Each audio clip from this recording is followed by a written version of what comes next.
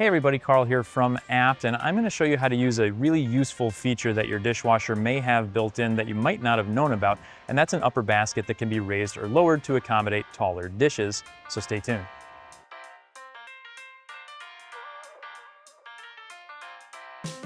In this video, we're going to be taking a look at a Bosch dishwasher, and this only has one method to do it. There's little paddles on the side, and we're going to show you how to do that right now.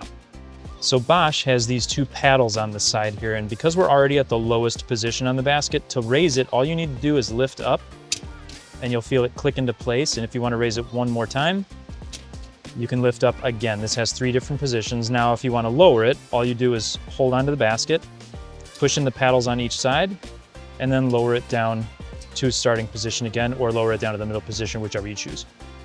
So as you can see, it's a really simple process and a really useful one too if you're going to be washing those taller items. Thanks as always for watching, and we'll see you in the next one.